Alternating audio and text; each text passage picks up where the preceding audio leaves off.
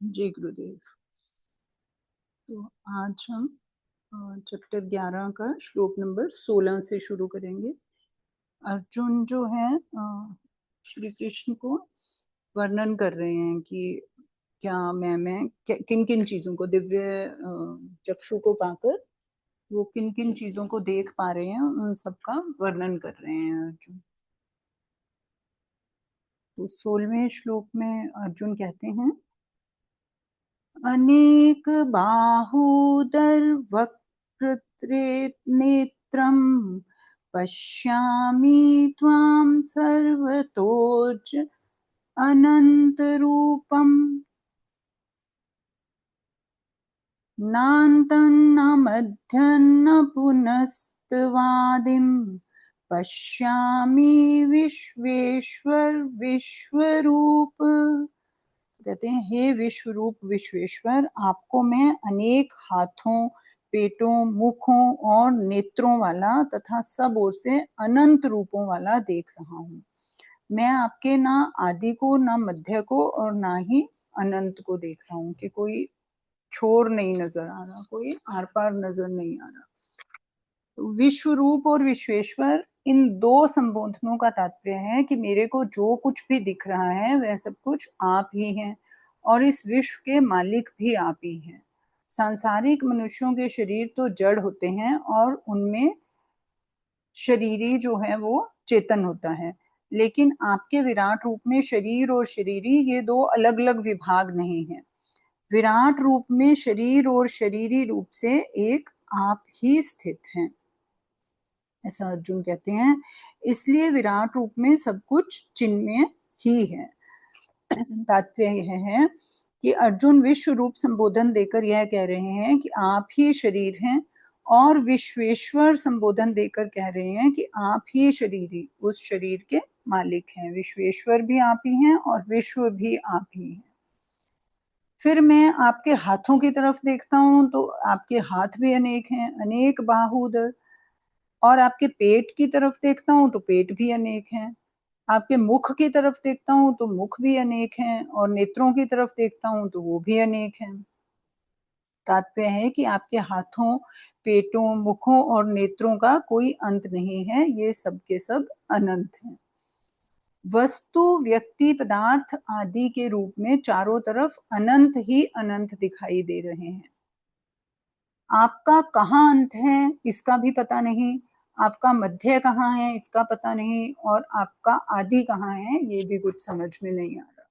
सबसे पहले नान्तम कहने का तात्पर्य ये मालूम देता है, जब कोई किसी को देखता है तब सबसे पहले उसकी दृष्टि उस वस्तु की सीमा पर ये जाती है ना, आउटलाइन हमें दिख जाती है, कुछ सीमा दिखाई देती है हमें किसी चीज की कि ये कहाँ तक है। जैसे किसी पुस्तक को देखने पर सबसे पहले उसकी सीमा पर उसकी दृष्टि जाती है कि पुस्तक इतनी लंबी है, चौड़ी है। ऐसे ही भगवान के विराट रूप को देखने पर अर्जुन की दृष्टि सबसे पहले उसकी सीमा की तरफ गई, अंत की तरफ।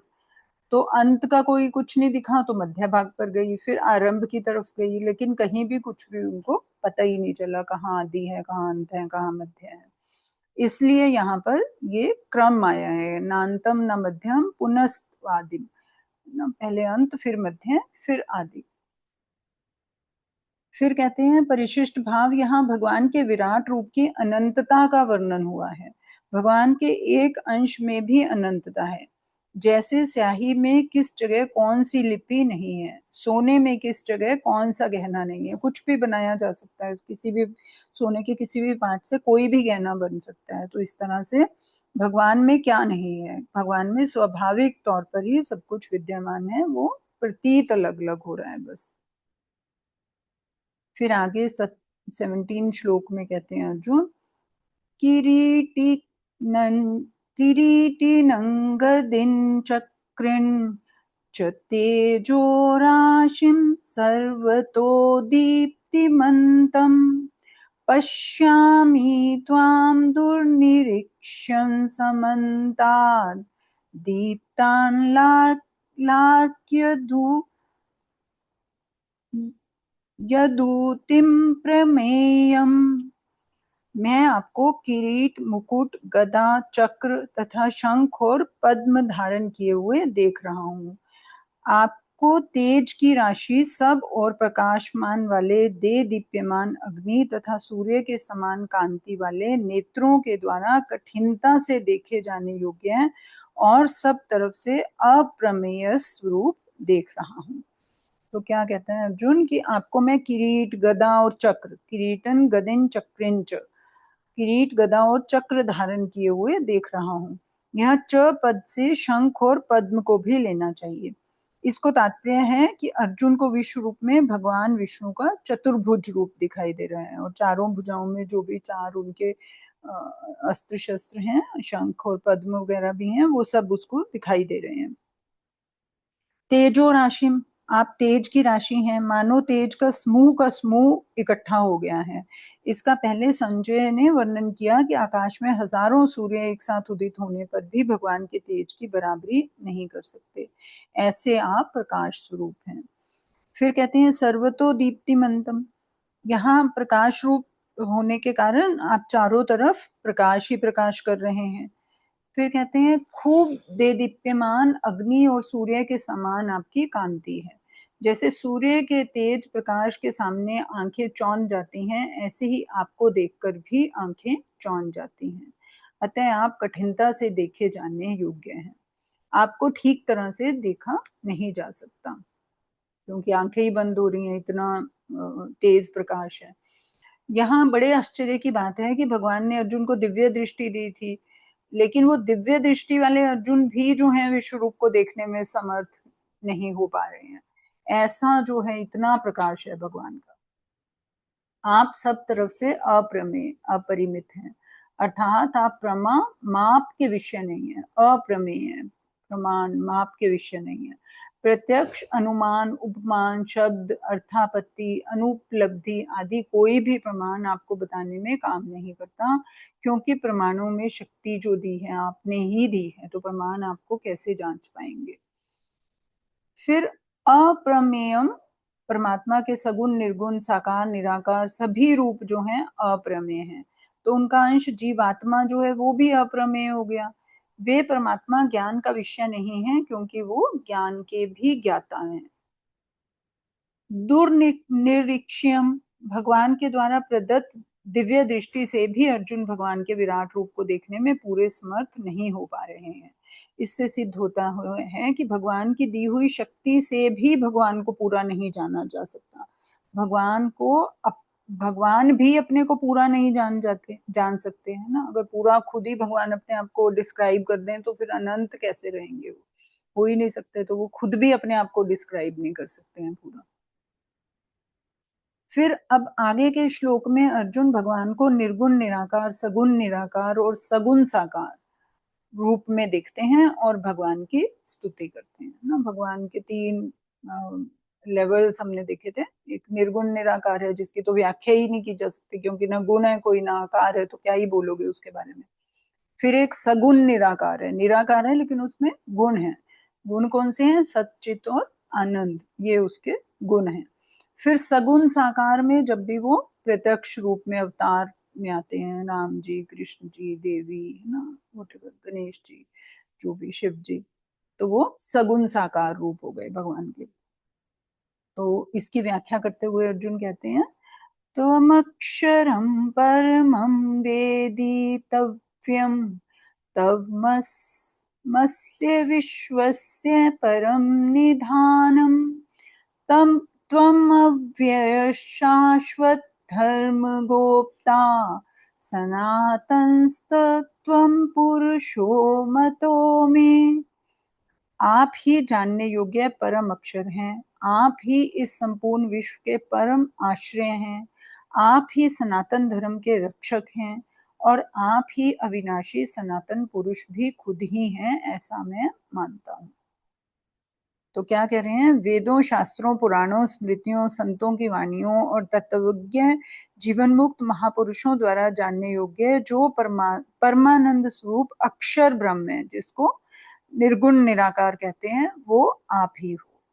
देखने, सुनने और समझने में वो जो संसार आता है, उस संसार के परम आश्रय आधार आप ही हैं।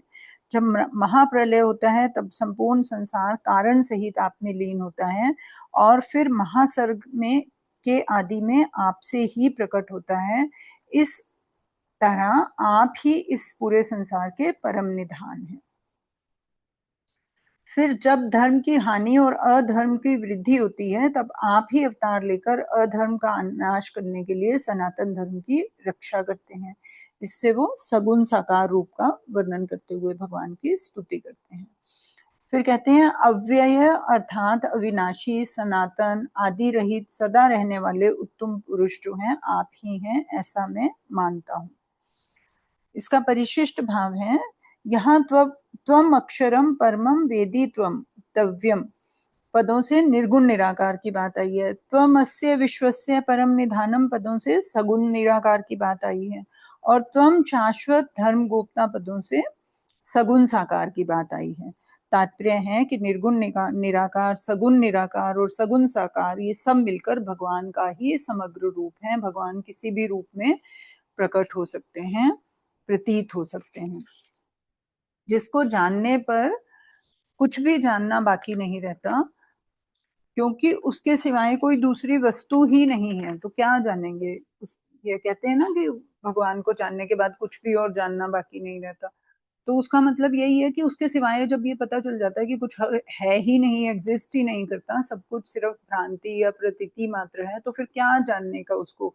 व्यवहारिक तौर पर क्रिया करना अलग बात है, लेकिन जानने की एक मन में जो उत्कंठा होती है कि ये भी जान ले, वो भी जान ले, ये क्या है, वो क्या है, ये कैसे हो रहा है, वो कुछ भी जानना बाकी नहीं रहता, क्योंकि सब कुछ परमात्मा ही है, ये समझ में आ जाता है। तो उसके सिवाय कोई जानने लायक वस्तु ही नहीं है, तो फिर है ना, कुछ भी जानना बाकी नहीं रहेगा।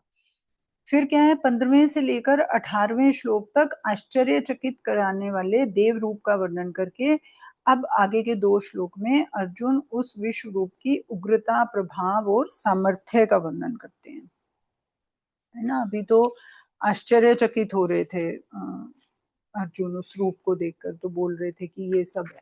अब क्या है, वो उसके उग्रता, प्रभाव और सामर्थ्य का, कि कितना वो सामर्थ्य क्या है, उसका प्रभाव क्या है, उस इतने सारे तेज जो भगवान से प्रतीत हो रहे हैं, प्रकट हो रहे हैं, उससे क्या हो क्या रहा है, उसका सामर्थ्य क्या है, ये बताते हैं 19 नंबर श्लोक में।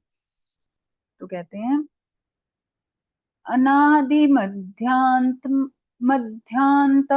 अनंत वीर्यम अनंत बाहुम शशि सूर्य नेत्रम पश्यामि त्वां दीप्तहुताशवक्त्रतं स्वतेजसा विश्वमिदं तपन्तम्। आपको मैं आदि, मध्य और अंत से रहित, अनंत प्रभावशाली, अनंत भुजाओं वाले, चंद्र और सूर्य रूप नेत्रों वाले, प्रज्वलित अग्नि रूप मुखों वाले और अपने तेज से इस संसार को तपाते हुए देख रहा हूं।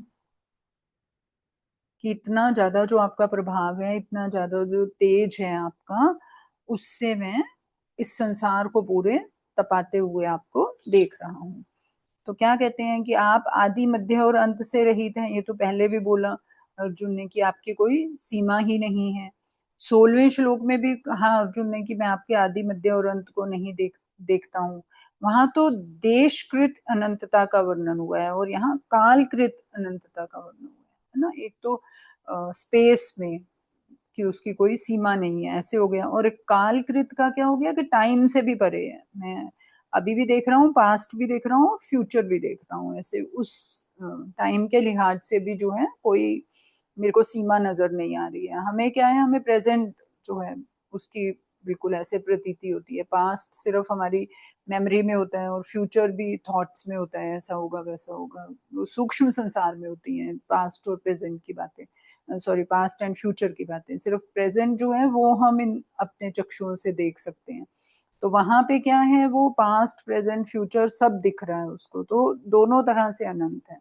स्पेस में भी अनंत है और टाइम में भी अनंत है।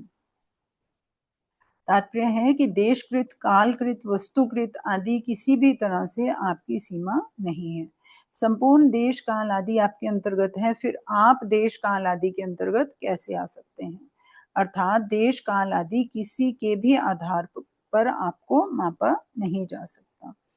अनंत वीर्यम, आप में अपार पराक्रम, सामर्थ्य, बल और तेज है। आप अनंत असीम शक्तिशाली हैं। अनंत बाहुम, आपकी कितनी भुजाएं हैं इसकी कोई गिनती ही नहीं हो सकती। आप अनंत भुजाओं वाले हैं, है ना। 16वें श्लोक में भी सेम बात आई थी। अनेक बाहुदर वक्रत नेत्रम कहा, और यहाँ भी अनंत बाहुम कहते हैं।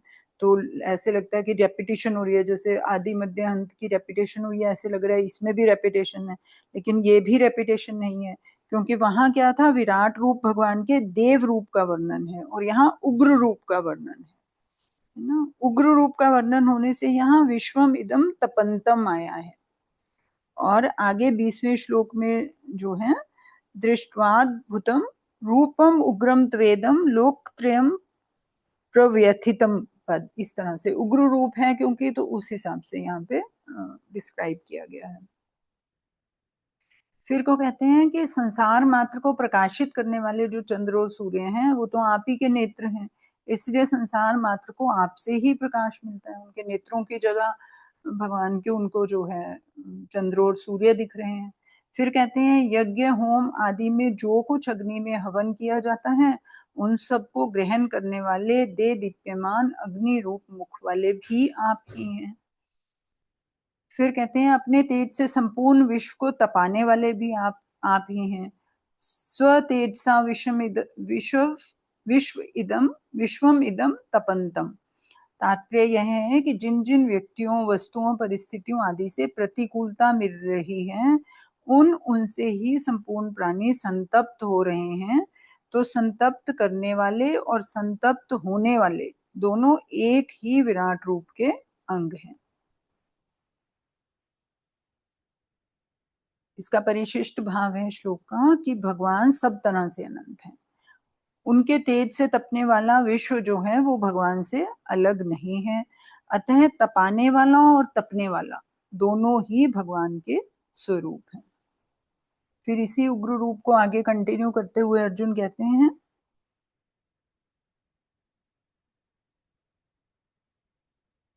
यद्वा पृथ्वीयोरिदमनन्तरं हि व्याप्तं तु तव्यैकेन दिशश्च सर्वाः दृष्ट्वाद्भुतं रूपमुग्रं त्वेदलोकत्रयं प्रव्यथितं महात्मनः।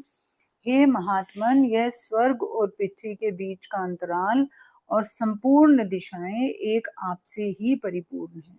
आपके इस अद्भुत और उग्र रूप को देखकर तीनों लोक व्याकुल हो रहे हैं। इस संबोधन का तात्पर्य है कि आपके स्वरूप के समान किसी का स्वरूप हुआ ही नहीं है, होगा नहीं और हो सकता भी नहीं, इसलिए आप महात्मा अर्थात महान स्वरूप वाले हैं। फिर कहते हैं पृथ्वी और स्वर्ग के बीच में जितना अवकाश है, पोलाहट है, वह सब पोलाहट आपसे परिपूर्ण हो रही है। जो भी खाली स्पेस है वो आपसे ही भरा हुआ है। पूर्व पश्चिम, उत्तर और दक्षिण, पूर्व उत्तर के बीच में ईशान, उत्तर और पश्चिम के बीच में वायव्य, पश्चिम और दक्षिण के बीच में नैऋत्य, और दक्षिण और पूर्व के बीच में आग्नेय, ऊपर और नीचे, ये 10 दिशाएं आपसे व्याप्त हैं, अर्थात इन सब में आप ही विराजमान हैं। 10 दिशाएं बोलते हैं ना हम, तो 4 तो मेन हम सबको पता है, अब उनके बीच की जो दिशाएं हैं उनको भी नाम दिए गए हैं और ऊपर और नीचे को भी मिला लिया गया, तो ये सब मिलाकर 10 दिशाएं हो जाती हैं। फिर 19वें श्लोक में तथा 20वें श्लोक के पूर्वार्ध उग्र रूप का वर्णन करके अब 20वें श्लोक के उत्तरार्ध से 22वें श्लोक तक अर्जुन उग्र रूप के परिणाम का वर्णन करते हैं कि आपके इस अद्भुत, विलक्षण उग्र रूप को अलौकिक, आश्चर्यजनक, महान, देदीप्यमान और भयंकर उग्र रूप को देखकर स्वर्ग, मृत्यु और पाताल लोक में रहने वाले सभी प्राणी व्यथित हो रहे हैं, भयभीत हो रहे हैं कि आपके उग्र रूप को देखकर। यद्यपि इस श्लोक में स्वर्ग और पृथ्वी की ही बात आई है, यद दावा पृथ्वी हो, तथापि अर्जुन द्वारा लोकत्रयम् कहने के अनुसार यहाँ पाताल भी ले सकते हैं। कारण कि अर्जुन की दृष्टि भगवान के शरीर के किसी एक देश में जा रही है, वहां अर्जुन को जो दिख रहा है वो दृश्य कभी पाताल का है, कभी मृत्यु लोक का है और कभी स्वर्ग का है ना। एक ही जगह पे हर तरह की दृष्टि, हर तरह की चीजें दिख रही हैं, हर तरह के लोग दिख रहे हैं। इस तरह अर्जुन की दृष्टि के सामने सब दृश्य जो है बिना क्रम के ही आ रहे हैं, कोई सीक्वेंस नहीं है उसके अंदर। अर्जुन ने स्वर्ग से पाताल तक तथा पाताल से स्वर्ग तक क्रम पूर्वक विश्व रूप को देखा हो, ऐसी बात नहीं है। अर्जुन भगवान की दी हुई दिव्य दृष्टि से स्वर्ग, भूमंडल, पाताल आदि सबको एक साथ ही देख रहे हैं। जैसे देख रहे हैं वैसे ही बोल रहे हैं कि हे देव, मैं आपकी देह में देवताओं को देख रहा हूँ, प्राणियों के अलग अलग समुदायों को देख रहा हूँ, कमल पर विराजमान ब्रह्मा जी को देख रहा हूँ, कैलाश पर विराजमान शंकर को देख रहा हूँ, संपूर्ण ऋषियों को देख रहा हूँ, दिव्य सर्पों को देख रहा हूँ, है ना। अर्जुन को ऐसा कहने में तो देरी लग गई, क्योंकि देखना तो एक क्षण में हो जाएगा और उसको बोलने में तो टाइम लगेगा, एक एक करके बताना पड़ेगा क्या क्या देखा है। तो अर्जुन के वचनों में जो है स्वर्ग, मृत्यु, पाताल आदि लोकों में कोई क्रम नहीं है कि पहले मैंने स्वर्ग देखा, फिर नर्क देखा, फिर पाताल देखा, ऐसा कुछ नहीं है, फिर पृथ्वी लोक देखा, ऐसा नहीं है। वो सब एक साथ दिख गया, उसको वो एक एक करके बता रहे हैं कि ये सब मैं देख रहा हूँ।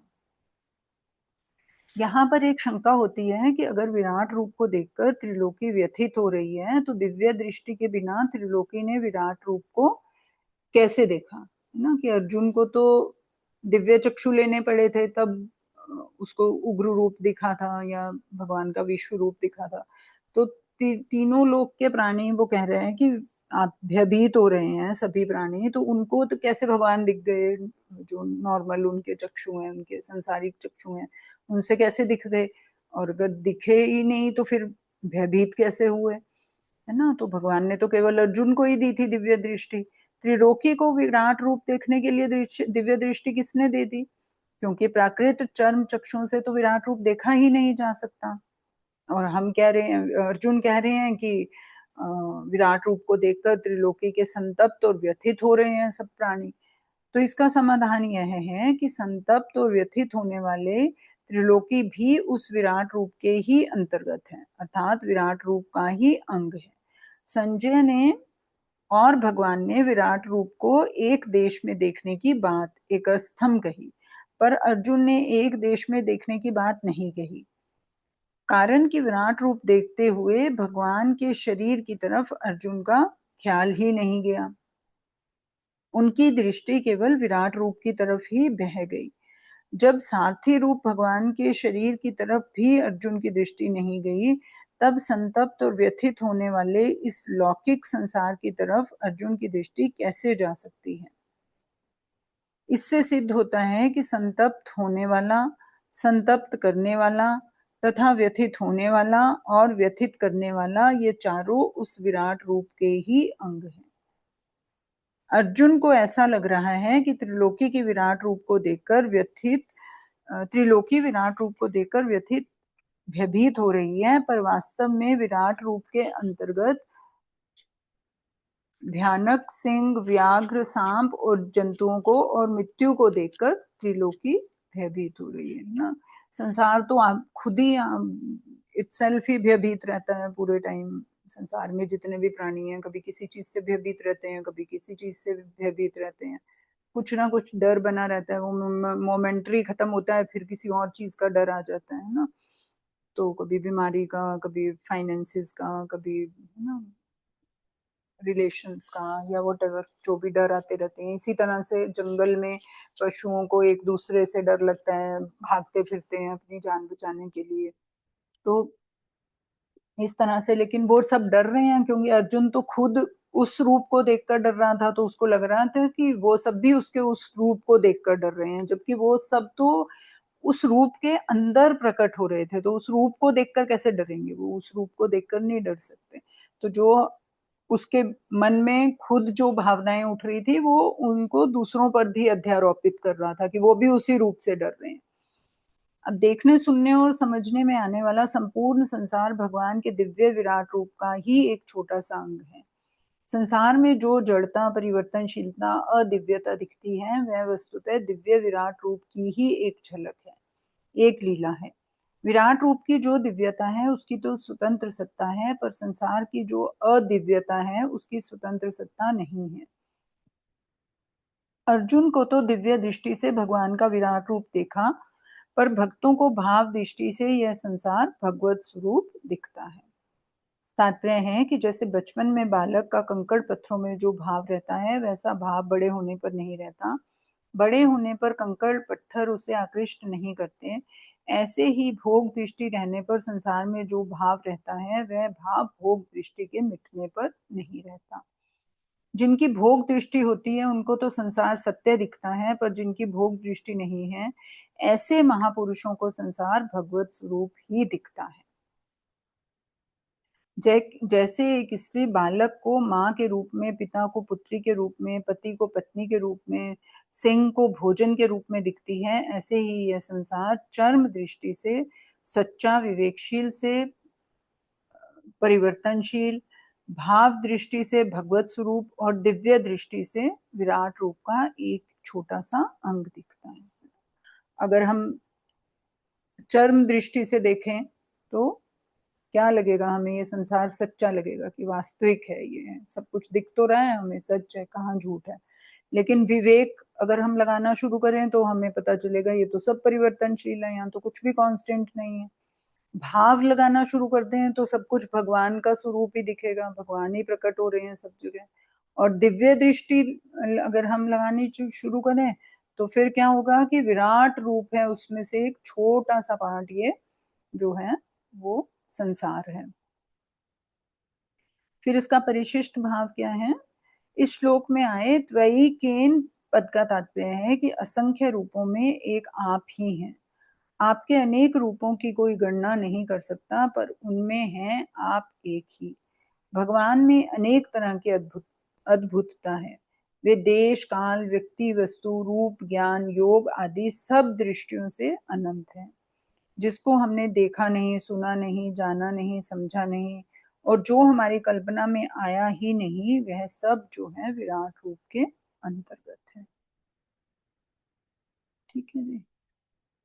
तो अब अर्जुन की दृष्टि में विराट रूप में स्वर्ग आदि लोगों का दृश्य दृश्य आता है, तो फिर उसका वर्णन वो आगे के 2 श्लोक में करते हैं जो हम मंडे से करेंगे। अब स्वर्ग का जो डिस्क्रिप्शन दिया है अर्जुन ने उसको हम मंडे देखते हैं ना। अभी कुछ ऐड करना है किसी को?